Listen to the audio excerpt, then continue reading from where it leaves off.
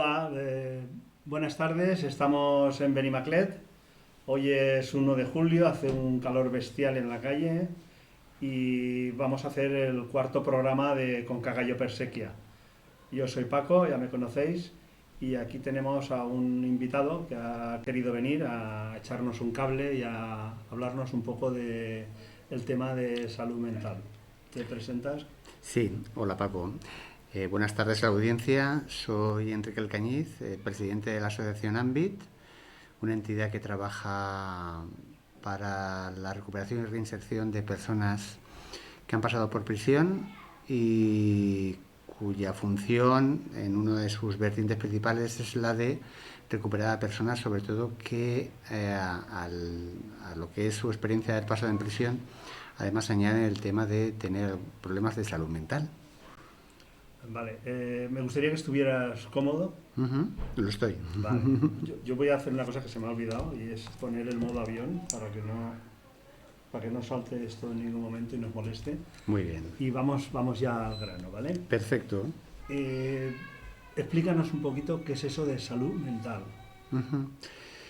Bueno, desde la Asociación Ambit trabajamos por el tema de la salud mental porque nos pareció en un momento dado, a través de nuestra trayectoria trabajando dentro y fuera de prisión, que el tema de la salud mental era muy importante porque era un elemento que condicionaba la vida de las personas. El paso por prisión no ayuda precisamente a la estabilidad emocional y psicológica de las personas y puede agravar cualquier tipo de problemas previos que existan u originar algunos durante el paso por prisión.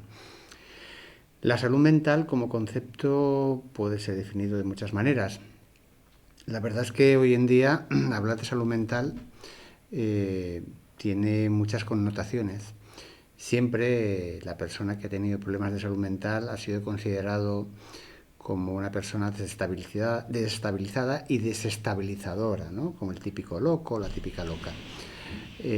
Hoy en día, afortunadamente, conocemos mucho más de este tema y podemos tratarlo por diferentes vías.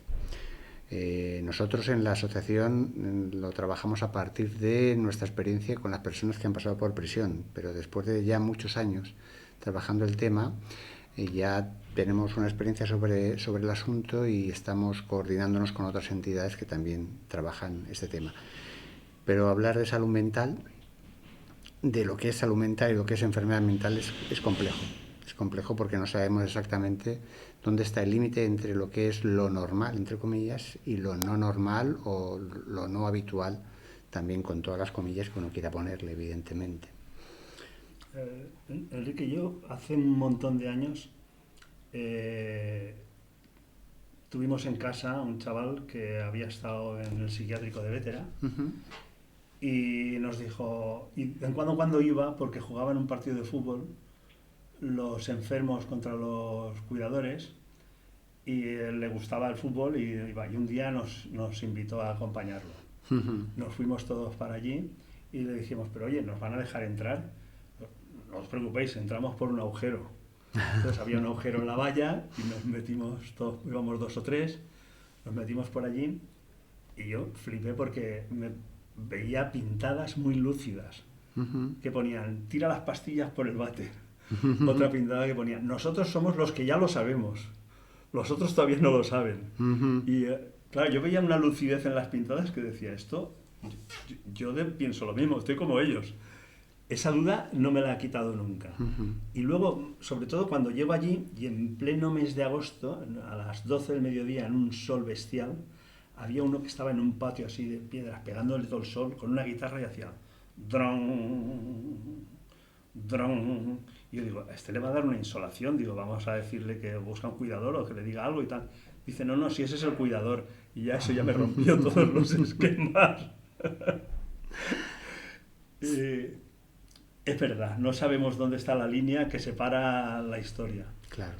Y me preocupa el estar en una sociedad que genera una serie de conductas y de motivos que no son normales.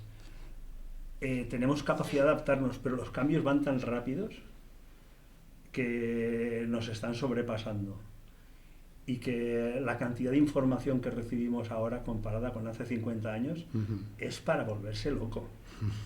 Nunca mejor ¿Es dicho. así o no es así? Sí, sí. En el tema de la salud mental, por ejemplo, es curioso. Antiguamente, a la persona que se desvía un poco de la línea normal, acostumbrada a nivel social, se le catalogaba directamente como persona loca. Hoy hemos pasado a un nivel totalmente extremo, pero contrario. Hay una... ¿Cómo decirlo? Un exceso, digamos, de terminología, de etiquetaje, para todos los supuestos, reales o supuestos o supuestas patologías que tienen que ver con el tema de la salud mental. Quiero decir, cualquier cosa hoy en día parece que tiene su prescripción, su diagnóstico, sus síntomas y su, digamos, su solución o su terapia, ¿vale? Parece ser que de repente antes las personas locas, por así decirlo, eran unas cuantas y ahora parece que estemos todos así. Y efectivamente, es decir, el tema de la salud mental, el tema de esa salud que se puede, digamos, ejemplificar como una línea, digamos, que separa lo normal de lo anormal, de lo acostumbrado y lo socialmente aceptado a lo no aceptado, es muy difusa, es muy difusa. Y además está el hecho de que vivimos en un mundo cada vez más rápido, un mundo cada vez más precipitado, cada vez menos reflexivo, cada vez más lleno de urgencias. Y eso trastorna a cualquier persona, evidentemente. Antes se discriminaba por ese tema de problema de salud mental y ahora yo creo que todo el mundo parece que tenemos algún tipo de patología y todo el mundo está empastillado, todo el mundo está, digamos, sometido a una serie de terapias, etcétera. Ahora todo el mundo parece que es bipolar, todo el mundo parece que tiene trastornos de conducta, todo el mundo parece que tal. Y yo creo que hay una parte que es meramente médica, eso es evidente, y otra parte que es también un poco relacionada con el tipo de vida que estamos llevando, sin ninguna duda. Creo que esa vida tan estresante y tan estresada, esa competitividad que adorna a todas las personas hoy en día para conseguir un puesto de trabajo, para conseguir el mejor puesto de trabajo, para tener un chalet, para tener un capital, tener un coche, etcétera. El hecho de querer estar arriba, un poco de la cima, trastorna a cualquiera y desestabiliza a cualquiera, evidentemente. Entonces, hay una parte propiamente sanitaria, por así decirlo, y otra que tiene que ver más con el sistema, con el mundo en el que vivimos, evidentemente. A veces yo me planteo, eso es una reflexión personal, hasta qué punto nosotros, como mi entidad, como cualquier otra entidad que trabaja en el tema específico de la salud mental, no hace más que parchear, ¿vale? Tapar agujeros que cuando tapas uno surge otro, porque tienen que ver con el hecho de cómo está conformada la vida y la sociedad, evidentemente. Seguramente si no fuera así, si lo organizábamos todo de otra manera, probablemente esos problemas de salud mental, que parece que están en todas las personas, en mayor o menor medida, serían mucho más reducidos, porque la vida en sí sería una vida mucho más estable, más normal, más solidaria, más comprometida, en definitiva. Pero bueno, sería pasar del tema puramente médico, psiquiátrico, psicológico, a una visión más filosófica, más ética, más política, más social. Es un tema muy amplio, evidentemente. Sí. Cuando alguien va al médico porque se encuentra bien, o lo llevan, cuando alguien lo llevan, o lo ingresan porque está en la calle comportándose tal, resulta que va al médico, pone la fe en el conocimiento de este señor, pensando que... o no pensando nada, o sea, está allí y no puede elegir tampoco, ¿no? Le ponen un tratamiento químico y yo he visto personas que se quedan así quietas todo el día, que les dan, has de tomarse una pastilla por la mañana para espabilar, por la noche otra para dormir, empiezan a tener problemas de no dormir bien, y luego resulta que no puede tener cita hasta dentro que pasa un mes o así. Y está con esas pastillas que él no puede ni reducirlas, ni subirlas, ni tal, porque le han dicho que tiene que tomar tantas. Exacto. Y he visto que es muy difícil ajustar la dosis a la persona en concreto. Y también porque somos seres cambiantes, la situación del entorno también va cambiando. Y resulta que ahí veo que no hay un seguimiento continuado, sobre todo cuando la gente está en casa. Me imagino que si está en el hospital, pues que lo ven supervisando. cada 2 o 3 días o tal, ¿no? Esto en las cárceles me imagino que será peor, porque si ya la atención médica en un centro penitenciario, bueno, yo voy a llamarles cárceles, porque lo de centro penitenciario me parece que ya es un eufemismo para como si fuera un centro comercial o un centro algo así, ¿no? O sea, en una cárcel que la atención médica normal ya está bastante reducida, encima ya especialistas en salud mental los hay que vayan a las cárceles, con qué frecuencia van, porque si es difícil hacer un seguimiento y luego las pastillas se les dan de una en una, se les da la cajita, ¿cómo se organiza eso? Vale. El tema de la atención médica en las prisiones también depende de cada centro. Es grave, es un tema grave, porque hay que reconocer que si a nivel médico en general no hay una atención muy buena, pongo un ejemplo, de decir, muchas de las oposiciones que se hacen para personal médico, para prisiones, quedan vacantes. No es un destino atractivo. Pero por otro lado, a pesar de las leyes, de las normas, que obligan a tener un seguimiento médico e incluso un seguimiento psiquiátrico en las cárceles, en los centros penitenciarios, como cada uno lo quiere llamar, resulta que después no es así. Hay centros en los que no pasa ningún psiquiatra en muchos meses. Muchas veces la atención, y digo lo de atención entre comillas, psiquiátrica, se basa únicamente en dar la medicación y la hacen los mismos funcionarios.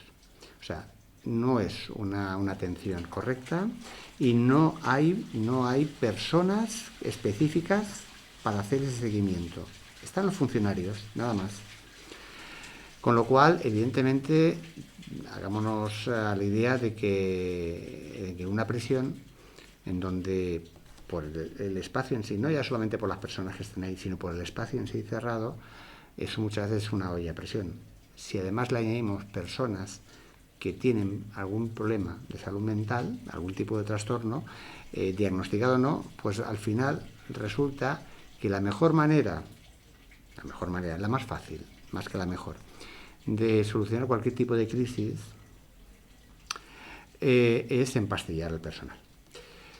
Yo, a nivel particular, y mi entidad en concreto, no es que estén en contra de los tratamientos médicos, entre los cuales está la medicación.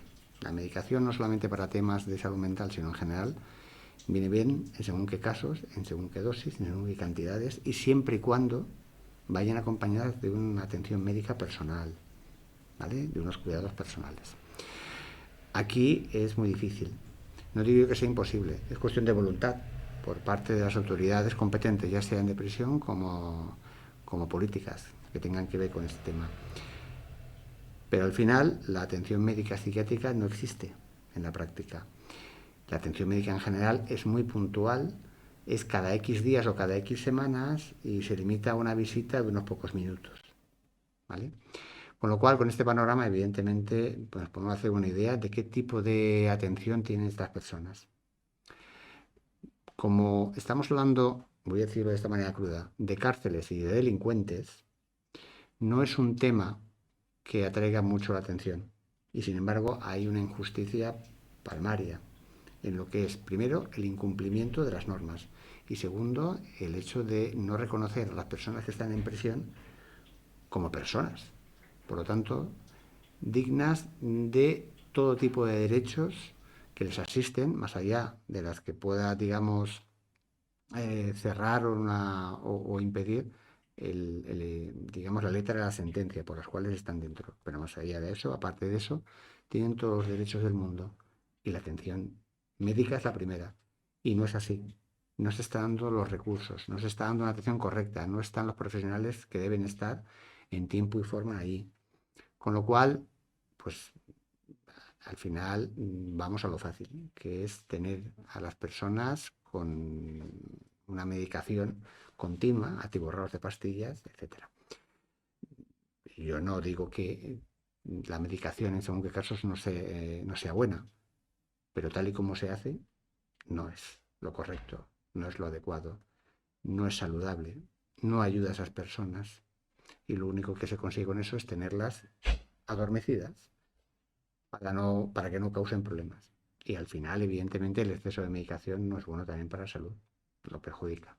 Es una cosa que desde nuestra entidad y otras entidades y a otros niveles estamos intentando que se cambie, porque además aquí en la Comunidad Valenciana, en la mayor parte de las prisiones de España donde no se ha traspasado, como ya en su momento se dijo que había que hacer, por norma no se han traspasado las competencias, digamos, a nivel sanitario, a nivel de salud, todavía no se han traspasado, es directamente instituciones penitenciarias quien se encarga del tema médico, en vez de encargarse los servicios sanitarios de la comunidad. de la Comunidad Valenciana, en este caso de la Comunidad Valenciana. Con lo cual, bueno, pues resulta que tampoco la Comunidad Valenciana, el gobierno valenciano, ni el actual ni el anterior, digamos, ha hecho nada por intentar pueden hacerlo, el traspase, el asunción de esas competencias, con la excusa de que no hay dinero suficiente para acometer ese traspase. Es decir, que entre todos se van pasando la pelota y entre unos y otros la casa sin barrer. Y así está la situación, básicamente. Claro, y los años van pasando y la gente dentro sin... pues, hablamos de atención psiquiátrica, Uh -huh. atención psicológica, ¿eso existe o...? Debería existir, pero no. Nosotros sí que tenemos, cada entidad que entra dentro de prisión, eh, hasta donde yo lo conozco, Perdona, por que la audiencia lo sepa también, o sea, vosotros tenéis permiso para intervenir y para entrar y sí, con qué periodicidad podéis entrar y hacer, explícanos un poquito sí, vuestro... dependiendo de la actividad que queramos hacer. Nosotros, por ejemplo, vamos una vez a la semana a la prisión de Picasen Ujú, para realizar entrevistas a los internos que nos piden esas entrevistas para conseguir un aval y poder salir de permiso ujú. o, digamos, para negociar, digamos, la salida, no negociar la salida en libertad, porque eso lo marca la sentencia, pero sí el poder acudir a nuestro centro y estar un tiempo, una vez salgan en libertad, porque son personas las que acuden a nuestra entidad que han roto con la familia o que la familia no se quiere hacer cargo, no quiere o no puede hacerse cargo de ellos. Entonces, sin recursos familiares, sociales, habiendo roto esas redes sociales previas a la entrada en prisión, pues están con una mano delante y otra detrás. Entonces, nos requiere a nosotros y a otras entidades también parecidas a las nuestras para que nosotros los acojamos durante un tiempo. Mientras tanto, nosotros acudimos ahí a los centros una vez a la semana, ¿vale? Para hacer esas entrevistas. Pero al mismo tiempo tenemos una serie de talleres dentro de la prisión de Picasen, sobre todo dirigidos a las personas que tienen algún tipo de patología mental. Hacemos talleres psicoeducativos, ¿vale? Talleres también para conseguir que las personas, digamos, asuman, ¿vale? Su problema para conseguir, digamos, que inicien una especie de terapia adecuada, como toca, ¿vale? Dentro de prisión se puede hacer poco, en estas circunstancias que he comentado antes, pero sí que se pueden hacer algún tipo de talleres, ¿vale? Tenemos también, de hecho, un taller de yoga, que les viene muy bien a muchas de las personas que están en ¿Estáis cárcel. en grupo? ¿Tenéis un grupo de presos que van ahí al taller o van de uno en Sí, uno? no, no, no. Digamos, son talleres colectivos. Ajá. ¿Vale? Hay un taller psicoeducativo de tipo colectivo. No sé exactamente la gente que irá actualmente. Yo he estado yendo durante un ¿Tenéis un tiempo. espacio también para...? Sí, sí, exactamente, ¿vale? Que nos dan en lo que es el ala de enfermería de la cárcel de Picasen, ¿vale? Pero el perfil son personas que tienen algún tipo de patología, ¿vale? De tipo mental y trabajamos con ellas, ¿vale? Y al mismo tiempo tenemos un programa, ¿vale? El programa Puente que se llama, por el cual las personas con este perfil, que están ya en tercer grado, pueden salir, ¿vale? Digamos, en aras de una mejora en la reinserción, pueden salir fuera de prisión y pasar el resto de la pena con nosotros, ¿vale? Siempre y cuando realicen digamos, un programa terapéutico y de reinserción, ¿vale? En el que estamos trabajando no solamente con prisión, sino con el Centro de Salud Mental de la Malvarrosa, porque nosotros nos movemos por poblados marítimos, y con otras entidades otras entidades que por la zona que están trabajando también con personas con problemas de salud mental. Claro, tenemos que intervenir nosotros, porque dentro de prisión los márgenes que hay para lo que se llama la reinserción son pocos, ¿vale? Entonces las ONGs vamos cubriendo un poquito el tema, pero nosotros trabajamos de esa manera, a través de talleres, a través de entrevistas y, digamos, impulsando lo que es la salida de algunas personas que ya están en un periodo de su pena ya último, ¿vale? Que pueden llegar a un tercer grado para que salgan y cumplan el resto de su condena fuera de prisión, pues viviendo en una de nuestras viviendas tuteladas que tenemos, ¿vale? Y siguiendo un programa previamente pactado.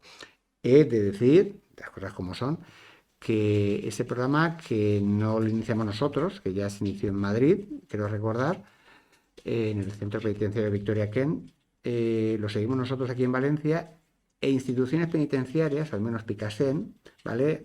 Ha colaborado, está colaborando, ¿vale? Porque cree que es interesante, porque ellos mismos se dan cuenta de que no pueden asumir ese problema, de que no tienen los medios, de que no saben hacerlo.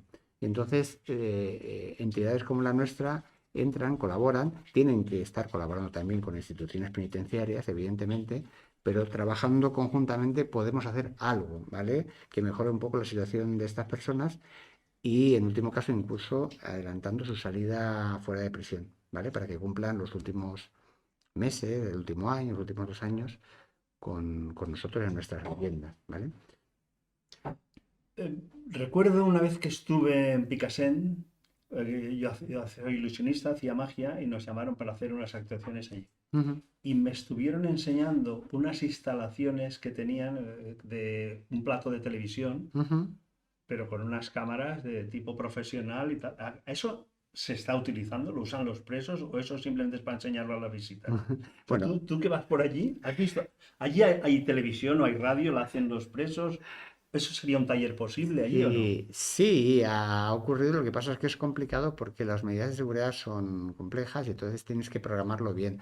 Yo tengo que decir que en lo que es en el espacio penitenciario, en la cárcel, entran muy poquitas veces, entran más los miembros del equipo de trabajo. Yo no soy profesional en ese aspecto, no formo parte del equipo de trabajo, formo parte de la Junta. Pero sí, hay espacios que se dan para diferentes actividades. De hecho, un proyecto en el que nosotros estuvimos detrás, la Asociación Ambit, es el de la publicación de un medio, una revista que se llama Impresas, ¿vale? Ujú. Por el cual una serie de personas internas, mujeres todas, realizan una publicación cada X meses con ayuda de personal exterior, también profesionales del periodismo, que les ayudaron en la salida del primer número, ¿no? Han sacado más de un número y ahí pueden pues, realizar todo tipo de artículos de cualquier tipo. Puede ser es una publicación un poco miscelánea, ¿no? Que se habla un poquito de todo. Puede hablar de recetas de cocina hasta relatos, cuentos inventados por ellas, pasando por, no sé, ensayos, un poquito de todo tipo. Espacios hay. De hecho, el Centro de Penitencia de Picassent es, en cuanto a población, creo que el más grande de toda Europa. El más grande de España lo es, y creo que no es el primero o el segundo más grande de toda Europa. Es un espacio enorme, muy grande.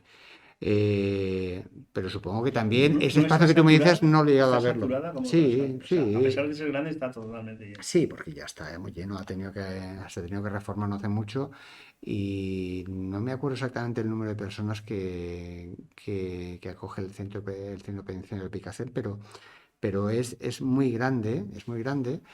Y bueno, la idea es de tener, digamos, una celda, el chabón, lo típico, con una sola cama, que era la idea que se quería hacer cuando se inauguró la prisión. No se ha conseguido, porque en todos, si no en todos, la mayoría son dos camas. Es decir, hay un poco de saturación. Seguramente la situación de las cárceles hoy en día no es la misma que hace 50 o hace 100 años, se ha mejorado, pero se ha mejorado no lo suficiente, obviamente.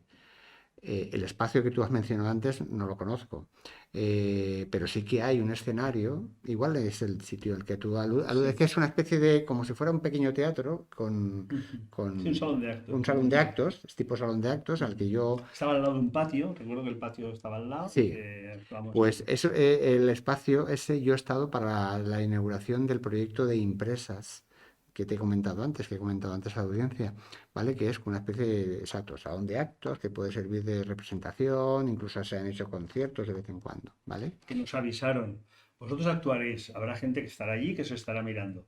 Dice, y habrán otros que seguirán al fondo, Sí, porque son pareja y lo que quieren es aprovechar el encuentro para estar exactamente, para la sí, sí. historia. Y yo dije que va a ser estupendo, que sean felices. Cuando más felicidad haya, Hombre, mejor por en la supuesto, sala. naturalmente, naturalmente. Eh, Esto que comentas es interesante porque al fin y al cabo, pues se hacen muchas cosas ahí y vuelvo a insistir en lo de antes. A veces da la sensación de que las entidades, las asociaciones y ONGs que estamos allí, estamos un poco parcheando, ¿vale? Todavía se necesita cambiar mucho la situación de las prisiones, más allá de que uno piense si son necesarias o no son necesarias, para qué temas, para qué no temas, etcétera. Pero es evidente que tiene que cambiar mucho las cosas. He comentado antes el tema de la asunción de competencias sanitarias por parte de las comunidades autónomas. Mientras dependa de instituciones penitenciarias, esto no se va a mover. ¿Vale? También el hecho de que se pueda realizar más actividades, más talleres, ¿vale? También el hecho de conseguir que haya personas, volviendo al tema de salud mental, que dependiendo del delito, no tengan que entrar en prisión, que es una cosa que estamos trabajando con otras entidades y con otros espacios y asociaciones de tipo jurídico, ¿vale? Jurídico, los jueces, ¿vale? Para conseguir que cambien las normas y que personas que por el delito que han cometido, por la gravedad o no gravedad que tengan, con algún tipo de patología mental diagnosticada, no tengan que entrar en prisión, ¿vale? Sí, es Por un... ejemplo, yo tenía entendido que habían estadísticas que decían que casi el 80% de las gentes que estaban en cárceles o era por drogas o Ujú. por motivos relacionados con cuando era la época de la heroína, gente que robaba Sí, para sí, hincharse y sí. tal y cual. Y entonces que si hubiera una legalización, casi las cárceles se quedaban como vacías. Ujú. Fíjate, si casi un 80% están por eso, ¿te refieres a algo parecido a eso o es otra historia de la que estás hablando? Tú vas más allá. Evidentemente, yo no sé el porcentaje, pero igual va por ahí. De personas que están en prisión, ¿vale? Un porcentaje, perdón, altísimo de personas que están en prisión o ya eran consumidoras antes de entrar en la cárcel o acaban siéndolo después. Y eso no ayuda, evidentemente. Claro, si pensamos que a lo mejor, porque estamos hablando un poco más allá del tema de la prisión, es el tema de la legalización o no legalización de las drogas, evidentemente. Es un tema a discutir, muy discutible, por supuesto. Pues supongo que, claro, solucionaría a muchas cosas y no sé hasta qué punto podría suponer, por lo menos al principio, problemas de otra índole. Es un tema muy amplio para discutir, evidentemente, claro. Digamos, el tráfico de drogas, como está penalizado, digamos, conlleva el hecho de la comisión de una serie de actos que son considerados delictivos. Y eso llena las cárceles, evidentemente. Pero no solamente por el tráfico, sino por el consumo. El consumo de drogas, evidentemente, puede provocar que una persona, incluso eso, además, junto con algún tipo de patología previa, es lo que se llama, digamos, los Sí, hace de diagnósticos gatillo, duales, disparador. evidentemente, claro, eh, puede provocar efectivamente la comisión de ese tipo de actos considerados como delictivos. Claro, ¿qué pasa? Que el tema es un tema muy delicado que hay que saber abordarlo, ¿vale? Pero me parece que también un problema muy importante es el que todavía no se está tratando como Dios manda lo que es la salud mental, no solamente en tema de prisión, sino en general, digamos, el cuidado de las personas, ¿vale? Para evitar que a lo mejor, digamos, el agravamiento de la situación en esas personas conlleve algún tipo de conductas de riesgo, como puede ser, entre otras, el tema de la drogadicción, evidentemente. No sé hasta qué punto, digamos, la liberalización del consumo de drogas y del tráfico de drogas, de lo que es la comercialización de drogas, podría solucionar una parte de este problema. Sería un tema muy arduo, luego, sería para una mesa de debate específica Claro, claro. con ella, evidentemente. Yo debo decir una cosa, o sea, digamos, el consumo de cualquier tipo de sustancia estupefaciente, más allá de la medicación dentro de prisión, está prohibida. Pero al final se han hecho programas y proyectos, en su momento, sobre todo a partir de la epidemia del VIH, para poder, por vía de ONGs que trabajan en prisión, para repartir jeringuillas, ¿vale? Ajá. Para evitar, digamos, Contagio. los contagios. ¿Por qué? Pues porque tú puedes decir que aquí no se puede, no se debe, está penalizado entrar, pero entra. No voy a entrar en el tema de cómo entra, pero entra. Claro, si al final dices, ¿qué vas a hacer? ¿Vas a poner más controles para que no entren o vas a asumir que efectivamente entra y entonces, digamos, asumes que ese problema existe y vas a intentar paliarlo? Vas a intentar paliarlo en el tema, por ejemplo, de las infecciones por VIH, el tema del uso de las jeringuillas, del intercambio de jeringuillas, o sea, de dar jeringuillas para que no se intercambiara entre los presos, era un tema de salud y había que hacerlo de esa manera. Claro, en fin, es un tema bastante amplio este que me comentas, que podría dar para más debates, evidentemente. Yo me quiero centrar más en el tema de la salud mental, ¿vale? Y de los diagnósticos y patologías duales que unen el tema de salud mental y la drogadicción y el consumo, evidentemente, que coadyuvan y agravan más la situación de la persona que sufre de estas dos cosas, ¿vale? De un diagnóstico de problemas de salud mental y de consumos, ¿vale? Que no mejoran precisamente su situación, evidentemente. Y sobre todo desde el punto de vista de las personas que están en prisión, que están en una situación totalmente indefensa, ¿vale? Muchas gracias, Quique. He aprendido un montón de cosas contigo y espero que podamos continuar con estas charlas, ya Muy bien, bien seas tú o alguien de Ambit, muy de bien, la asociación en la que trabajas. muy bien. Creo que es interesante que estas cosas se sepan y salgan a la luz Sí. y pues muchísimas gracias. Paco, pues muchas Muchísimas gracias a ti gracias. por darme este espacio y este tiempo. Y nada, pues nada, aquí estaremos y a la medida que podamos más adelante, pues también estaremos dispuestos a poder seguir colaborando en alguno de vuestros programas. ¿De acuerdo? Muchísimas gracias. Muchas gracias a vosotros.